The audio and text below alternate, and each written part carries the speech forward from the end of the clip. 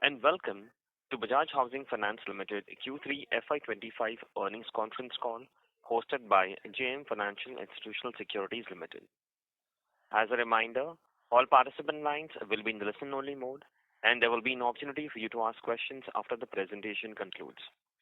Should you need assistance during this conference call, please signal an operator by pressing star, then zero on your touchtone phone. Please note that this conference is being recorded. I now hand the conference over to Mr. Sameer Bhise from JM Financial. Thank you, and over to you, sir. Thank you, Nirav. Good evening, everyone, and welcome to the 3QFY25 earnings conference call of Bajaj Housing Finance. First of all, I would like to thank the management of Bajaj Housing Finance for giving us the opportunity to host the call. From the management team, today we have Mr. Atul Jain, Managing Director, Mr. Gaurav Kalani, Chief Financial Officer, Mr. Jasminder Chahal, President, Home Loans, Mr. Vipin Arora, Executive Vice President, CRE and Loan Against Property, and Mr. Neeraj Adiani, Executive Vice President from Risk. As always, we will have opening comments from the management team, post which we will open the floor for Q&A. With that, now I would like to transfer the call to Mr. Atul Jain, Managing Director, for his opening remarks. Over to you. Thank you, Sameer. A very good evening to all of you, and good morning to those who are attending from Western Hemisphere. First, I'll take you through the presentation that we have uploaded on the investor section of our website and also on the stock exchanges. Coming to panel number 3, it was overall a good quarter for us in terms of AUM growth and profitability. During the quarter, AUM was up by 26% and overall AUM have now stood at 1,08,314 crores. While PBT and PAT both also grew by 25% on YOY basis and were 713 and 548 crores respectively. Asset quality continued to hold well during the quarter with GNPA remaining stable at 0.29% and NNPA at 0.13%. Provisioning coverage of 55%. Operating efficiencies improved further during the quarter and OPEX to NIM came at 19.8% in the quarter gone by against a 23.2% in Q3 FY24. Operating expenses remained in control at 7% growth on YOY against a NIM growth of 25%. Capital adequacy of the company remains strong with CAR tad below 28% due to the capital raise which we recently did. PBC ratio also remained above. PBC is a principal business criteria ratio which is applicable to housing finance companies, which is at 60%. The ratio was at 62.15% for BHFL. I'll move to panel number 4. The addition of AUM during the quarter was 5,745 crores. Total AUM growth was 26%. Within 26%, under various segments, home loans grew by 23%, loan against property by 19%, lease rental discounting by 26%, and developer finance by 59%. Broadly, overall portfolio mix remains stable with slight movement between the products. HL at 57%, LAP at 10%, LRD at 19%, and DF at 12%. During the quarter, we also saw disbursement growth of 17% compared to same quarter last year. As an update, we had set up a near prime and affordable vertical to meet the mortgage rate because we have predominantly been a prime company earlier. This SBU business has started picking up, which is in line with our expectations, and as we go forward, we expect this vertical to become very significant in our overall scheme of things. Moving to panel number 5, cost of funds was stable at 7.9% from the last quarter, indicating that the cost of funds has peaked out. The pass-through of all cost of funds has been there in the balance sheet. Borrowing mix again remained by and large stable at 43 to the banks, 46% money market, and NHB at 11%. Interest income, net interest income grew by 25%. Net total income also grew by 25%. Gross spread remains constant at 1.9%. NIM dropped slightly to 4% against a 4.1% on a sequential basis and also on a YOY basis. Moving to panel number 6. GNPA stood at 29 basis points as against 25 basis points on Q3 FY24 and 29 basis points of preceding quarter. NNPA at 13 basis points against 10 basis points of Q3 FY24. In terms of credit cost, loan loss to average loan assets stood at 0.15% in Q3. However, net of overlay release, it was 0.20. If the same number net of overlay release during the last year, same quarter was 0.15%. Now, past this, there is no other management overlay which is there remaining in the balance sheet of the company. In terms of profitability, as already called out, PAT grew by 25% in Q3 and ROA remained at 2.4% in line with Q3FY24 and ROE at 11.5%. ROE is down given the full impact of capital raise, what we had done in September. In Q2FY25, the ROE had a partial impact because the capital raise being done in September. These are ROA and ROE, of course, are annualized figures. I'll move to panel number 15 now. This is first time we are putting up a medium-term guidance on key financial indicators. In last quarter, when we did our first call, we were still in the silent period, could not have guided for medium-term guidance on the financial numbers.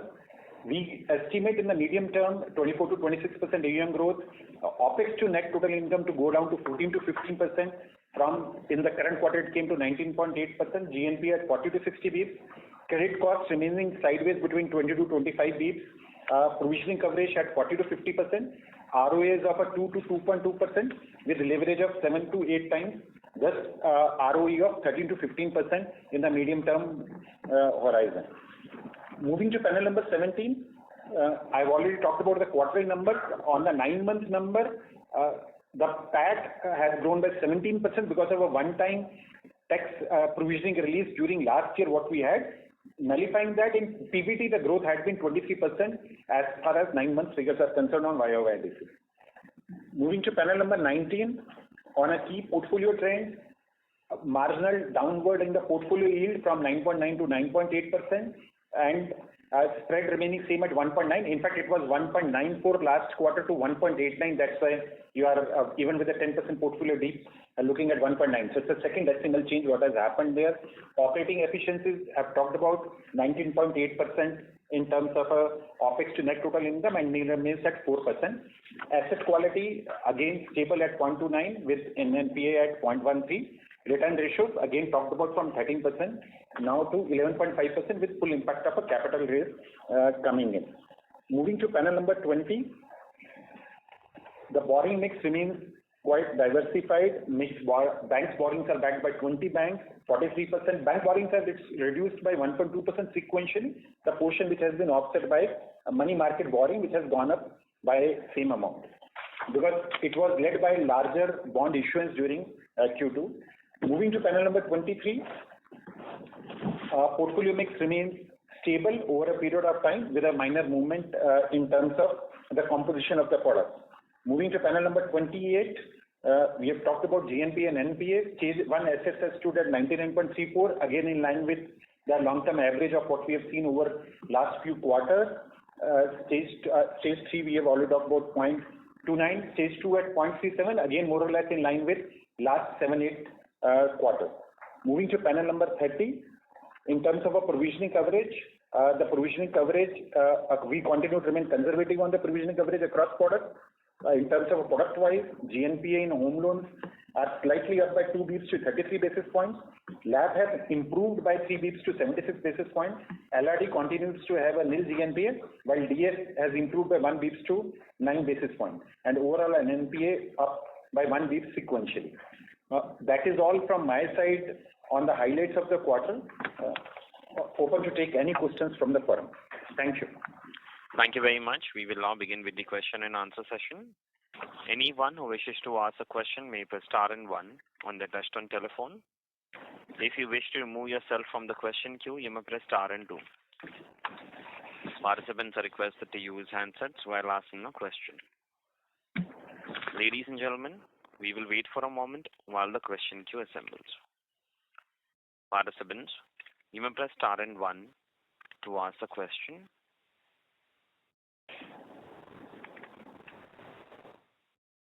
The first question is from the line of Raghav Garg from Ambit Capital. Please go ahead. Sir, hi. Good evening and congrats on the results.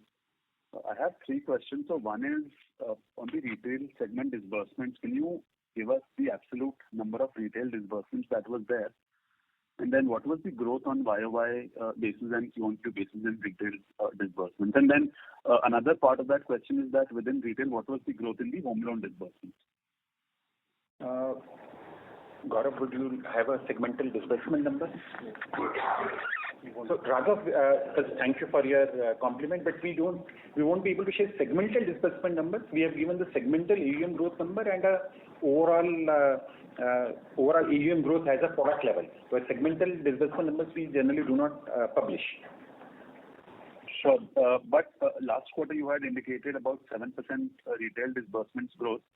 Can you give a comparable number to that for this quarter, which is peaking? Last quarter was also total disbursement. Total. There was no retail disbursement. Okay. I thought you had indicated retail disbursement growth of 7% in the last quarter. To the best of my memory, Raghav, no. To the best of my memory. Sure. Second question. And then, yeah. So the other question is that can you talk about your strategy in affordable home loans, say around ticket size, sourcing model? Are you going to be targeting the existing players in the market, maybe from a BT perspective, or poaching their loans? Which all geographies will you be focusing on? Just some color on that, and the affordable piece. So for affordable, strategy will remain anchored on purchase transactions, not on taking over the BT, because BT, in any case, as a part of our digital channel, what we get leads to the digital channel from Bajaj Finance. I think we have built a presence there. The vertical what we have set up, which is a special SBU, what we have set up to cater to non-prime and affordable, is largely organic. Of course, a part of a BT, which is in the terms of an industry, 15-16% of the disbursements remains BT. So this vertical also may have 10-15% of the total disbursements as a BT. States what we'll be focusing is largely southern states and the western. So initial period, Andhra, Telangana, Maharashtra and Gujarat would be, and Rajasthan would be the states where we are focusing, where we have started.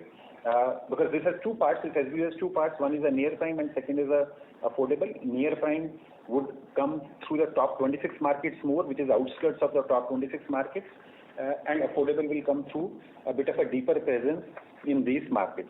Ticket sizes in affordable will be between, average ticket size would be 16-17 odd lakh, and in the near prime close to 35 to 40 odd lakh. That would be the ticket size focused on purchase transactions. Understood. And then one more question, very broadly at a maybe industry level, or maybe you would have also heard some kind of softness in sales, for developers, the numbers which the listed real estate developers have reported.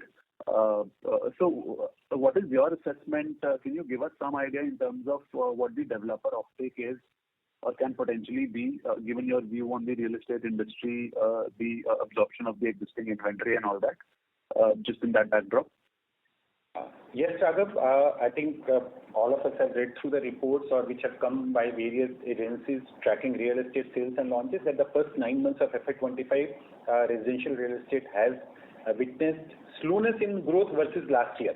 So I'll say slowness in growth versus last year, and there is a overall sales drop also, as what has been reported by few agencies. But in terms of a market sizing and in terms of their the launches have been lower, so the sales are lower because of the number of launches or the amount of launches are lower in our assessment, because what we see in the market, the launches across various markets are lower. But where the launches are there, we have not seen an issue in the sales. The sales at the counters where there is a new launch, there is no inventory built up, there is no inventory overhang getting built out. The decline in sales is largely led by, I'll say, decline in launches, what we are estimating. Of course, we'll have to wait for the formal official numbers. These are all feedback from the ground kind of a number, what I'm talking about. Sure. No, that's fine, but I was asking more from a perspective where your developer loan book growth could also come down. Right now, it's growing at a supernormal rate of more than 50%, right? Do you see any risk to that if say, for example, the launches are not as much or the demand, on a higher base comes down from here on? Raghav, our book, which has grown at a faster pace, but at an absolute level, we are still less than 13,000 crore kind of a book, which is across 738 active projects. So say, even if the launches are slow, which launches have been slow in first 9 months, but we have continued to grow at a good absolute pace because the percentages in our case are not that relevant because of a base being lower compared to the industry overall size. So in the short term to medium term, I don't see a problem in terms of a continue to grow construction finance because that is an essential ingredient for us to grow our retail home loan business. Understood, sir. Thanks a lot for answering the questions. Thanks, Raghav. Thanks. Thank you. Next question is from the line of Piran Engineer from CLSA India. Please go ahead. Yeah, hi team. Congrats on the quarter. Before I get to my question, if I can just. Sorry, we lost your voice. Piran, can you am I hear? audible now? I can hear you all. Can you hear me? Yeah, Piran, your voice is breaking a little bit. One second. Is this better? Yes, a little better. Okay, thanks. So before I get to my question, I just want to ask the previous participant's question a different way. In the 17% disbursement growth, would the retail growth be higher or lower than the overall average? I'll have to check because we track not because last time I had answered specifically saying that we track AUM growth, but I'll check and by the time we finish the call, we would have checked. It should more or less, to the best of my understanding, in the similar range or a bit above retail, bit above. But I'll check. And I'll confirm to the number. Okay, that gives us good color. So my first main question really is on builder loans. This is a product where you're growing quite fast. If you can just give us some sense of what percentage of the loan book is under moratorium right now, or where the DCCO has not yet come, because I see your stage 2 is nil and stage 3 is just a few crores. So want to get a sense of whether the entire pool right now is even eligible for repayments or most of it is under moratorium. So Piran, the way we do our builder finance business that we take the sweeps from the day one largely, barring one or two projects where the agreement can be that the sweep is not from day one, because moratorium is not the rightful metric to look at it. So technically the project moratorium is in line with the RERA extension date, RERA completion date, which is the date at which the DCOC is supposed to happen. And after that the repayment starts from the contracted term. However, along in the contracted term, what we always contract for is a sweep from the day one in the realization. So practically there will not be any project where there is a launch has happened and the repayments are not coming in. But the contracted repayment rate where that irrespective of the sales they have to pay down comes when the RERA expiry date comes, which is the DCCO date of the project. Because any project finance is constructed, the moratorium is till the DCCO date, which is the date of RERA expiry, and after that the customer is supposed to pay in equated monthly principal installments for the balance period. However, as per our construct, we start taking sweep from the day one from the sales proceeds as agreed with the developer partner, and most of the cases you don't hit the DCCO date because the sales have been so strong in last 3 years that you don't even hit the date for the full repayment of a loan before you hit the DCCO date. If you are referring to the DCCO extension, there in our history till date we have given 2 DCCO extensions in our history, not even now, and no DCCO extension has been given in last 1 year. There were 2 DCCO extensions which have been given over a period of time, one during the COVID period and one a bit later on that. Out of that 2 loans which DCCO was given, 1 loan is already successfully closed and 1 loan is an NPA which is part of your stage 3 asset as of today. Apart from those 2 loans, there is no other loan where we have ever given DCCO extension. Okay, so Atul, if I understand this right, if you give a builder loan today on 27 Jan 2025, and the RERA completion date is, let's say, September 2026, which is in line with your DCCO date. Between Jan 25 and September 26, he is not obliged to make payments, but obviously if he has some pre-launch sales are good, he will make payments, but he's not obliged to do it. Correct? He is obliged to pay the interest servicing every month. Interest servicing is every month. Principal servicing is from the sweeps where the collection is happening. There is no moratorium on interest servicing from day one in any of the loans. Interest needs to be serviced by developer on each loan from day one through the ECS mandate. The principal repayment, there is no obligation till the DCCO date, but the sweeps come in. Understood. Okay, this is pretty clear. And just my second question in terms of you've given your medium-term OPEX to NIM target of 15%. Today it's 19-20. What exactly would be the driver of that? We intend to keep on, see, if you look at even the past also, every year generally we improve this ratio by 1.5 to 2%. Because the kind of investments what are required or the income growth would always outpace the OPEX growth given the nature of the business, and as the balance sheet keeps on becoming bigger, there will be a natural job which will keep on coming in because in our case in mortgages expenses are on acquisition while the income is on AUM. So as AUM become bigger, your jaw in any case keeps on expanding, giving you more operating efficiency. So that's what we estimated to play at. So 14-15% is a number in the medium term which we are very confident. In a longer term, in fact, we want it to go down to between 9 to 10%, but that's a longer term. That's where what we are not guiding for. But we're pretty confident that this is the operating efficiency path which we'll be able to achieve.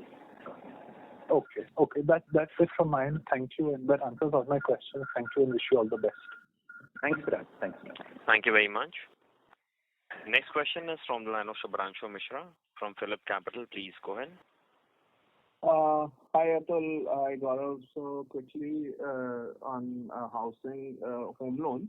Essentially, we have to grow the home loan and LAP part much higher, at least to meet our medium-term growth rates, because they are growing at around anywhere between 20 to 23%, with home loans being a larger part, because this is roughly around 70% of the book.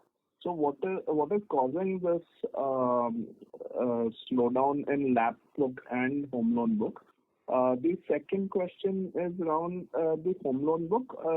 We actually used to give a split between pure home loans and what is the top-up. So today we have got roughly around 56% which we quantify as home loans, but I believe there is a substantial part which is also top-up, and by RBI's prescription we need at least 50% which should be pure home loans, right? And 60% which should be related to home loans, and 70% as of the assets should be related to pure home loans. So wanted that part. And of the bank borrowings, what is on external benchmark? These are my couple of questions. Thanks. Thanks, Subhranshu. I'll try to answer your questions one by one if I have noted them right. Home loan and LAP growth, you are saying we need to grow much faster, yes, because if we are guiding for 24 to 26%, probably we are going at that close to that range today, maybe 21-22% in terms of a home loan plus LAP put together. LAP actually we don't consider as a standalone, because LAP for us is there is, as you have rightly called out, there is a regulatory requirement for individual home loan. There is a regulatory requirement for residential assets, which is 60% of total assets. There is no 70% requirement. I'm not sure what is 70% requirement, what you are referring to. There is a 50% individual home loan requirement, which is pure home loan, excluding any top-up or excluding any VAS product sold, which is booked as a home loan. And there is a 60% requirement for a total residential assets on the total assets. Now, for the remaining assets, remaining part of the book, which can be non-home loan, we take a call basis at any point of a time, return risk metrics on between loan against property and lease rental discounting. Our recent assessment of last 3 years had been that the lease rental discounting adjusted for risk is better return generator in last 2-3 years, given the intensity of competitive activity in loan against property market and the kind of what we say risk-adjusted returns which are coming in. So LAP and LRD, we are agnostic. We have grown LRD much faster in previous 2 years as return risk metrics were in favor of LRD. For home loan remains the piece where we have to continue to grow in line with where we have to grow the company book. If we are guiding for 24 to 26% kind of a company book growth, that is where that minimum or higher than that is where we have to grow home loan. Now, this 23% growth has been coming in where our economies of scale or economies from our new near prime and affordable vertical has not kicked in. We expect this vertical to start generating meaningful contribution to the growth from next year. Because this year we just started in May and June. So right now the numbers are for us a good indicator of the beginning, but not that's relevant from the AUM growth perspective, but coming year 25-26 and followed by 26-27, I think from a AUM growth perspective from a home loan, this vertical will generate significant contribution to give us overall growth. In terms of the question you asked on the numbers in terms of IHL, 50%, that number is 51%, 50.9% as of out of 57%, 50.9% is the number for individual home loan, which is minus any top up or minus any VAS loan or total as a percentage of total asset. This is what you see, 57% is a breakup of AUM, but 50.9% regulatory requirement is total asset, which includes the cash balances what you carry. So there is a bit of a different metric, but 50.9% is, you can say, is a conservative metric when you are looking at that metric. 60% I called out with a residential asset, which we are 62%, 61.9% on 62.1% on the total assets, again, which is called out as per the presentation as of 31st December 24. Bank borrowings, you had asked a question on how much is linked to, out of 43% total mix, 30% of our total liability is linked to external benchmark and 13% to MCLR. 43% bank borrowing out of total borrowing. Out of that 43%, 30% is EBLR, 13% is MCLR. I hope I have answered your question, Subhranshu. Just one counter question here, Atul. You're talking about economies of scale kicking in next year from a very low ticket item. Our average ticket size is around 45 lakhs to 50 lakhs. We're talking about a 15 to 20 lakh ticket size giving economies of scale just a year from now. The maths seems staggering. No. So what I'm talking about, Subhranshu, is that there is a normal organic growth on the normal business, what will keep on coming in, which is what we are delivering a growth today of a 22-23%, let us say in a home loan segment. The incremental growth, because we have to deliver above 24 to 26% or at least 24 to 26% if you want to deliver the growth there. That is the growth which will come in from the new vertical, if not from expansion in the market share in the current vertical. Because when you look at the growth number, if you're talking about, let us say, 2 or 3% of an incremental growth number to come, then we are talking about, Subhranshu, only 3,000 crore kind of a number in terms of a 25-26. It's not staggering. Right. Sure. Thanks. That clears that up. Thank you. Next question is from the line of Viral Shah from IIFL Securities. Please go ahead. Yeah, hi. Thank you for the opportunity. Atul, few questions. One is, I'm looking at your stage 2. Over there, across both home loans and LAP, we are seeing that the stage 2 has kind of increased. So sequentially, is this the part of the normal seasoning? What are you seeing? Any color, incremental color would be helpful. Yeah, thanks, Viral. But if you look at of course, you are looking at a Q2 to Q3, but when you look at over the year, which because we have put up in the investor deck for the last 7-8 months, 7-8 quarters, this is broadly in line with it. Because what happens is there are stage 2 assets. They consist of 2 parts, which is 31 to 90 DPD accounts, and also in our case, we classify certain accounts below 30 DPD also as a part of our stage 2. This is our internal classification where risk team assesses that there is a significant increase in the credit risk. There are 2 parts to it. So 31 to 90 DPD, which is the regulatory definition of a stage 2, but incrementally we also follow a definition where internally risk teams categorizes certain assets as stage 2, which are actually in stage 1 from a definition point of view. Now there was reduction in stage 2 last quarter, primarily on account of a movement of less than 30 DPD, which were risk classified accounts. When you look at a 31 to 90 DPD accounts, the movement, there is no movement. So there was a less than 30 DPD, which was risk categorized accounts. There was a movement downward last quarter, which got broadly normalized in this quarter. 31 to 90 DPD have remained largely range bound to 0.08% at a company level from 0.07% in Q2. So we don't see anything. So 0.07 was a 31 to 90 DPD regulatory definition with stage 2 accounts in quarter 2, which is 0.08. Rest of the stage 2 assets are a reflection of what we internally classify as a increased risk, and that's why we classify them in stage 2. Have I answered you, Viral?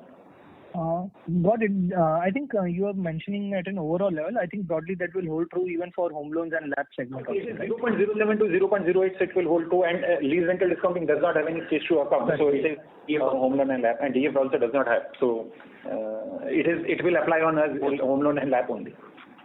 Correct. Got it. And Atul basically wanted to get a sense if you can quantify, if at all there has been any impact from the property registration disruptions in a few states, Karnataka, Telangana, how much it has been impacted? And secondly, has it impacted your, incremental disbursements? Again, not the existing projects, but the new projects, even on the construction finance or LRD side. If you can just give some color over there, both on retail as well as wholesale.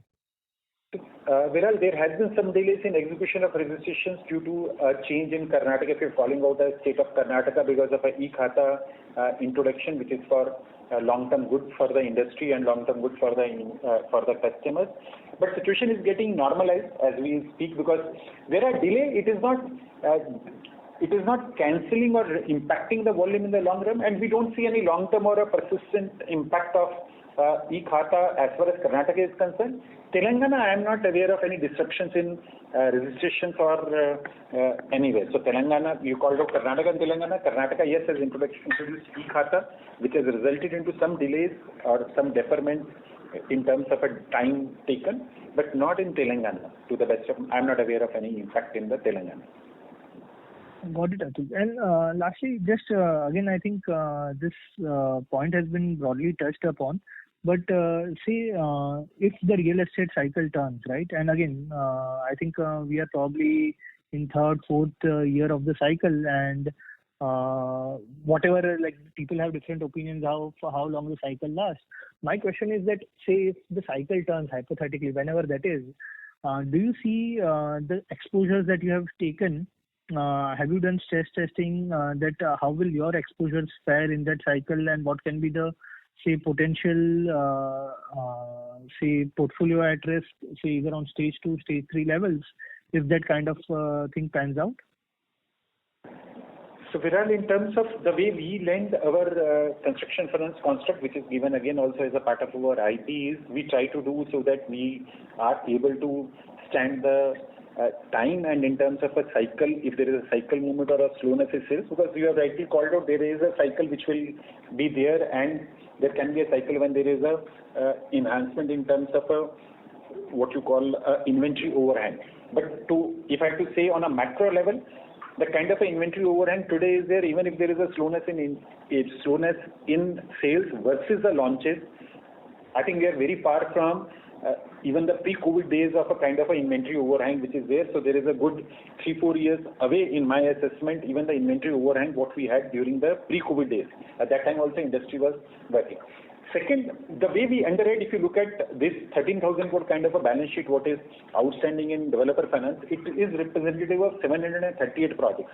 Average disbursal or average outstanding per project is what we construct ourselves for granular book, and that is what I was mentioning in the earlier question when it was there on the terms of a sweep. While the repayment starts on the DCCO date, but the sweep starts from day one, and our disbursals and are constructed in such a manner that we deliver generally tranche-based disbursal, that every stage there are each disbursal amount what is booked for a construction finance is given in terms of a breakup of various tranches which are linked to 3 milestones. One is a construction milestone, second is a sales milestone, and third is a collection milestone in the project. We believe the construct what we follow, even in terms of a downturn in industry, we should be able to hold ourselves well. Got it, Atul. Really helpful. Thank you and all the best. Thanks, Viral. Thanks. Thank you. Next question is from the line of Ganesh from Bharat Bet Research. Please go ahead. So my question was basically a follow-up of the same. So given that we are kind of growing our developer finance book at a relatively high pace, broadly as we go into if we go into a kind of a negative cycle in that sector, how will that fare? And broadly the way I wanted to think about it is, if you could give us some guidance with respect to, say, past negative cycles in the real estate space, how has, say, the median player done, and how has, say, the top decile player done in terms of, say, GNPAs on the developer finance book? That would be kind of helpful to kind of quantify that. Ramesh, if I carry the same point forward, what I was mentioning to Viral. Now, in terms of you asked for a benchmark for a better players versus you can say not so good players in terms of a low cycle. I think if you look at a pre-COVID or the last cycle, probably I would not have access to the numbers. You will have access to the number. You should probably refer to HDFC Limited and ICICI Bank numbers on GNPAs and NPAs on the construction finance because they had one of the largest books there. To the best of my understanding, they never have these issues of what we are calling out even in the low cycle because it depends upon how do you run the business. How do you run the business and what is your construct in terms of running a business and are you able to identify the emerging risk or emerging stress much earlier and manage the risk accordingly. Because there is a execution risk which is embedded in the construction finance which you need to manage. So my assessment and my knowledge is that the better players had always handled the risk very well and have not got impacted by the cycles over the period of time, the longer term players. We also have been in the industry now for 7 years. Now since inception we have funded close to more than 1300 odd projects. We have so far seen only 4 cases which have slipped into an NPA. Out of them 2 we managed to recover later on and close and the 2 which are still in NPAs which is visible from the balance sheet and which I called out in earlier also till date we have only given DCC extension also to 2 accounts. So and the industry had not been that good apart from what it had been for last 2.5 years. So I'll only maintain that if you handle the risk well, you play granular and you are on top of the risk, you have an ability to manage this risk. We believe we have an ability to manage this risk better than maybe some other players. Understood. Got it, sir. That's it from my side. Thanks. Thank you. A reminder to all the participants, you may press star and 1 to ask a question. Next question is from the line of Siraj Khan, individual investor. Please go ahead. Hello, am I audible? Yes, Siraj. Go ahead.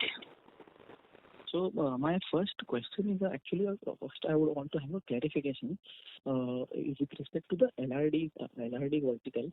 So there we see that there is no NPA, GNPA, but the average ticket size that I can see is approximately 98 crores.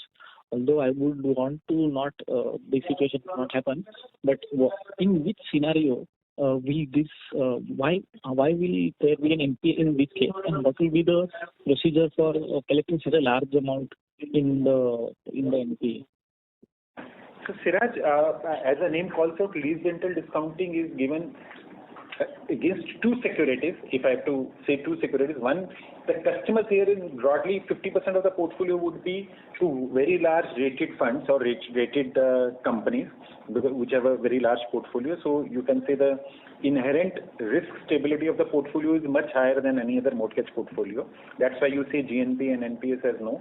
And if you look at overall industry also for last 20-25 years, this is not the LRD has never gone through a cycle because of inherent double security structures which get built in. First is that you have the cash flows escrowed to you because there is no execution risk of the project. You have because this is already built and leased out. You have the cash flows escrowed to you which is more than your current EMI coverage, and as there are rental escalations and as the tenor moves, your security in terms of a cash flow keeps on getting better. Added to it, in any case, the property is mortgaged to you, which is at a lower LTVs. So that's why you don't. This portfolio to us, I think this is one of the safest asset classes in mortgages. That is an industry experience in India, and that has been our experience as well, which is reflective of a nil NPA. Understood. Okay. And now coming to the main question of the affordable housing. So we have seen many players coming into the affordable vertical. There are already some players there in the affordable vertical. So my question is, in the medium term that you have a slide that you have given that you want 20 to 25% growth. So the book size for this affordable vertical, what do you see in the medium term for this vertical over the medium term? So Siraj, the medium-term growth, so our dominant portion of the book is all likely to remain in the medium term of a prime only because it's affordable as if I have to put a 5-year period, this will not, between non-prime, near prime and affordable, 80% of the book is still going to remain prime. So because there is a affordable is a various definition of various people, we generally call there is a non-prime, near prime and affordable. Affordable is not going to be very, very large as an overall portfolio composition even in the medium term. So would that still go somewhere in the region of say 5% of overall portfolio or something like that in the medium term? Because why I want to understand is, if that grows very fast, will it have a extra impact on the yield or the ROA, etc. Like for example, because our ROA is on the lower side, affordable will have better yield. So will the yield increase faster, higher, and the ROA as a consequence? So no, probably even 5% of the overall book also would not be affordable. 5 to 7% of the home loan book can be affordable. 5 to 10% of the affordable home loan book can be affordable, but not a 5% of overall book. That is first part because I think it will, because a prime has a much more head start. We are already at 108,000 crore kind of a balance sheet for us to build a 10% on overall, 5 to 10% on overall books that fast. Second part on the terms of yields, yes, affordable is a different nuanced business. While the yields are better, but there is also a much higher cost to originate, which is what you see in most of the affordable companies' results. So, and given the mix what we are projecting for a medium term, I don't think it will have a very significant impact in enhancing the overall ROA, but we need to move to affordable to cover our full product suite because we are a mortgage company. And also given the emphasis of the government and the regulators on the housing for all, we need to be part of contributing to that vision as well as and offering a full suite of the mortgage product for all customers so that we are present in all markets. As we learn the trick of the game, because it has a different skill set, like we called out, we had been largely present in the prime segment. It has a different skill set. As we learn the skills, basis the metrics what we see, and if we are able to do it at a lower cost and it generates a much higher return, net of cost, we can take a call to accelerate this more. But as of today, I will say that it will have some impact on the overall yield profile, but not much impact on the overall ROA profile. That's why the medium-term guidance also for ROA, what we are seeing is not very different from what we have today. Understood. And you actually touched one follow-up question was on the distribution and the cost side only. So what it was with respect to how are we going to source this business? Like because it is affordable companies, they have very high cost because they have to set up a lot of branches and etc. So cost is high. So how are we going to do that? We will figure out our ways in terms of we have started in a particular way. We will learn Siraj over the period whether that results into a efficient origination. What we are trying because we are very small. I would not want to comment upon our sourcing model today. But we are trying to be slightly different from the industry to have a benefit of a lower cost as well as a bit of a higher yield. But time will tell whether we succeed or not. Sure. Thank you very much. Thank you. Next question is from the line of Jigar Jani from B&K Securities. Please go ahead. Hi, thanks for taking my question and congratulations sir on a great set of numbers. Just one question, can you share what yields are you giving loans as of now on the near prime and affordable segment? Hi Jigar. See, near prime and affordable actually is a very wide segment. The yields vary from let us say if a home loan, we have talked about home loan from a 9% to 16% in the market because it is a scale of a profile, assessed income, not assessed income, verified income, not verified income, type of collateral, various combinations. We largely operate in this segment between 9 to 13. We are not in a much higher segment because there is a 13 to 17 or 18 segment as well in the market. But for a near future, in the foreseeable future, we'll operate in the 9 to 13% kind of a market, not 13 to 17, 18, because we have to learn that skill set also to further source. Sure. And just to follow up to this, will have separate branches or this product will be sold to the same branch, right? The geographies where we are commonly present with the other segments, it will be the same branches, but there will be geographies which we are going to cover through this segment where we are not existingly operating. We'll set up the branches in those markets for this vertical. But there are no dedicated branches in that sense. In that market, if we start on affordable and later on the prime vertical or the other verticals want to go, that's a BHFL branch. There is no affordable branch. It's a BHFL branch, which all businesses of the company can operate from. Yeah, so no dedicated branches per se. It will be all products across all branches. Yes. Very well. Okay. Thank you so much for answering. Thanks, Chick. Thanks. Thank you. Next question is from the line of Rahul Jain from Goldman Sachs. Please go ahead. Yeah, good evening, Atul and Gaurav. Just 2 or 3 questions. So I actually joined in the call much later, so pardon me if it is repetitive. But did you answer any question related to the credit cost? It was about, calculated basis, 15 basis point in this quarter annualized. So what explains this? Is this just the rise in stage 2 and stage 3 in this quarter that you had to make provisions for, or some, contingent provisions also started building into the books? So Rahul, just to answer you on the credit cost, because it was not asked. So our credit cost gross of overlay release in this quarter was 0.20, which was 0.20, which is because there's a 10 crore overlay release, because 0.15 is net of overlay release. But if we nullify that, because then it is 0.20, which was in last quarter 0.15, quarter prior was 0.17. So it's more or less in range. The stage 2 also remains more or less in range, which I answered in a previous question, saying that if you take a 31 to 90 DPD kind of account, that remains in range bound between 0.08, while you see the stage 2 accounts at a 32 to 37 beeps kind of a movement. But out of that, the 31 to 90 DPD, which is a regulatory stage 2 accounts, are only 0.08. So there is no uptick in the credit cost, if that is a question. What you are saying, 50 to 20 beeps range movement. In the last year, same quarter, the credit cost was 0.15, again net of overlay release, which is 0.20. Now the difference of 0.15 and 0.20 is also largely on account of a stage 1 provisioning movement, because the credit costs move in line with, because it is a stage 1 movement and of a various asset classes next. So if there is a particular, because every asset class has a different stage 1 provisioning, which is a general provisioning, what you call it. So there is a particular mix shift it happens, or an assignment out versus in a one quarter to another quarter. So largely stage 1 movement, which is a harmless movement, Rahul, if I have to just answer you. No, very helpful. Thank you so much, Atul. The other question is, can you or have you disclosed what proportion of the developer financing book would be to the under construction projects? And would you able to explain, what stages of development these projects would be, et cetera, et cetera? So, and to under construction projects, because construction finance is given for that purposes to build, so that almost entire book, barring some portion which may be to in the completed projects where there's a rundown of pause is happening.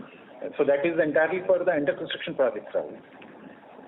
The various stages of construction, because there are 750 projects. There are projects which are in various stages, because it's an ongoing business. We keep on lending more, and there are projects which keep on getting completed, or the loans getting run off. So got it. Very helpful. Just one last question.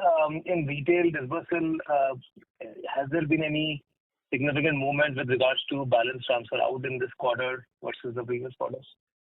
No, it is by and large stable. In a home loan, we generally see on an annualized basis close to 12% kind of a balance transfer out, which is more or less in line with what we had seen in previous quarters. Got it.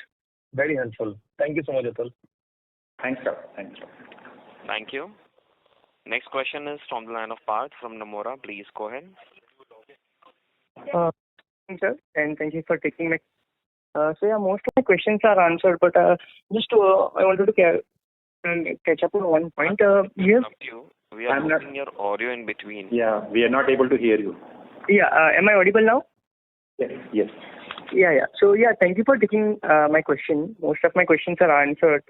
But just one doubt. You have previously mentioned that one of the reasons for growing the developer finance book is to bring the ecosystem, act as a distribution channel. But now considering the development finance growth in this quarter, are we seeing the development finance book as a potential growth driver in the coming quarters or in the near term? I think in between I was again losing your voice, but I'll try to answer what I have understood from your question. I think you are asking, we had earlier called out that construction finance is a tools for us to grow our home loan business as a distribution point. But do we now see that can it be a growth engine in itself? Yes. Have I understood your? Yes. Developer finance remains critical for us in two parts. First, of course, as a funnel for home loan and a point of availability at a expansion of a distribution counter. But in itself also, from a mortgage company point of view, it is a return enhancer. But given there is an inherent risk in construction finance, which is higher than the normal home loan business, we would like to not exceed around in the short term close to 12 to 15%. We are already at 12% kind of a mix, 12 to 15% mix in terms of our portfolio of construction finance to balance the risk. So it is not going to be a standalone growth driver from the balance sheet. From the current perspective, yes, 12% 12% contribution to AUM can go up to 15% in coming time. But it is not going to be dominant portion of the book because then the risk profile of the balance sheet changes. Because irrespective of the method, the way we would want to underwrite and the way we monitor the projects, inherently there is a execution risk of the projects or a macro risk which sets in versus a retail granular transaction. So that's where it, on a standalone basis, it won't be a balance sheet builder for us. Okay, sir. Thank you. That was very helpful. That will be all on my end. Thank you. Thanks. Thank you. Next question is from the line of Abhishek from HSBC. Please go ahead. Yeah, hi. Good evening, Atul and Gaurav. So my question is on this medium-term guidance. Just wanted to understand some of the assumptions behind it. So is it like a 2-3 year aspiration? And have you factored in any repo cut impact, etc., or this is just BAU without all those external events?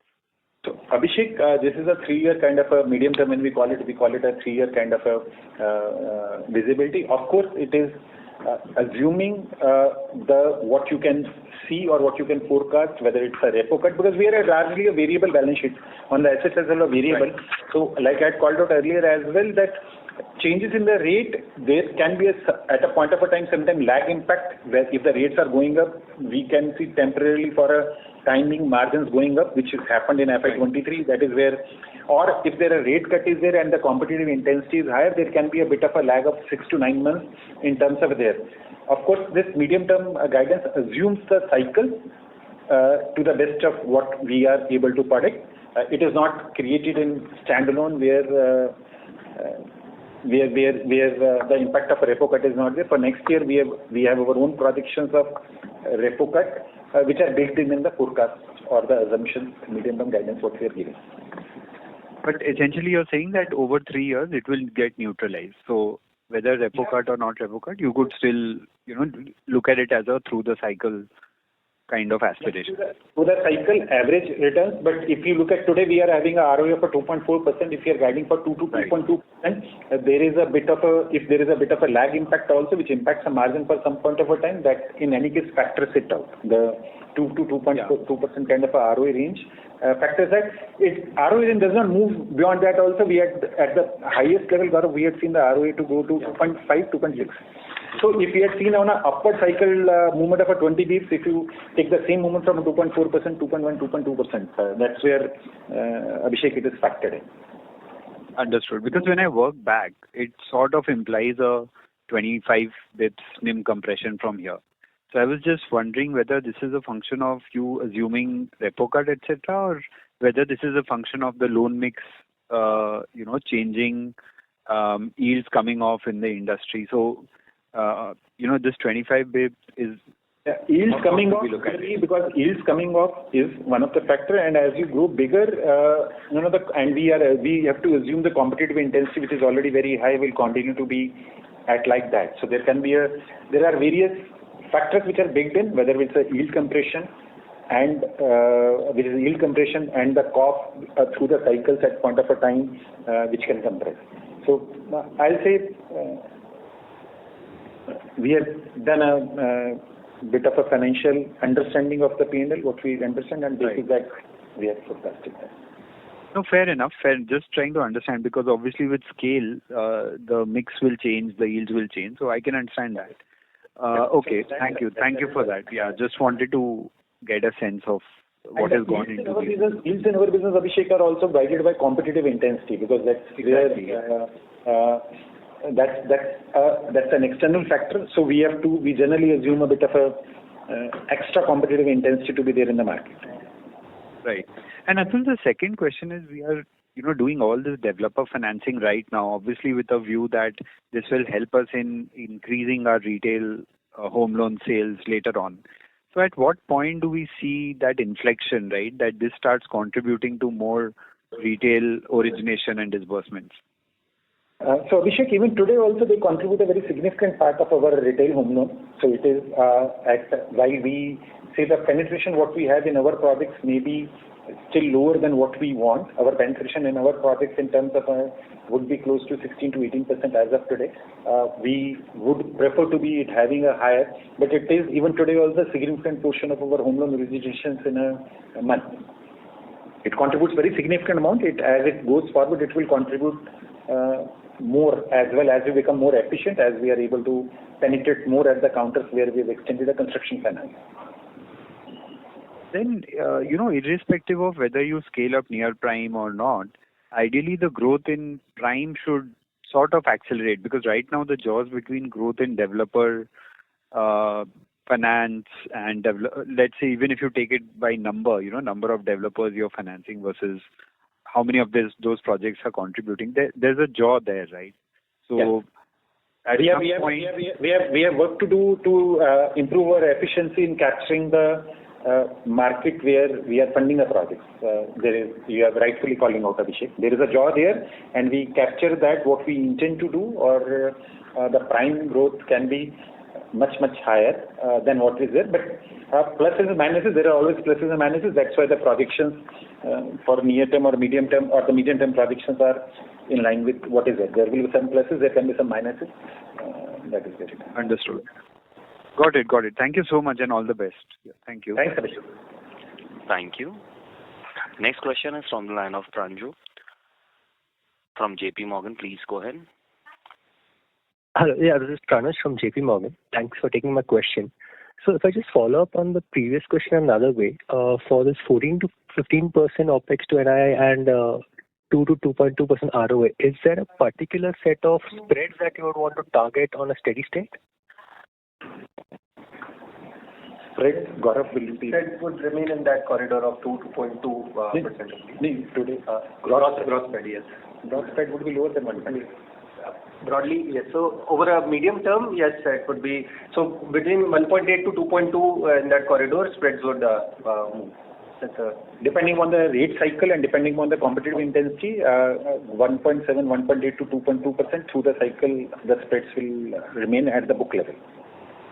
Understood. That and 7 to 8 times leverage, as you stated in the presentation. That is from a ROA 7 to 2.2%, 7 to 8x leverage. The levels are 13 to 15% ROE.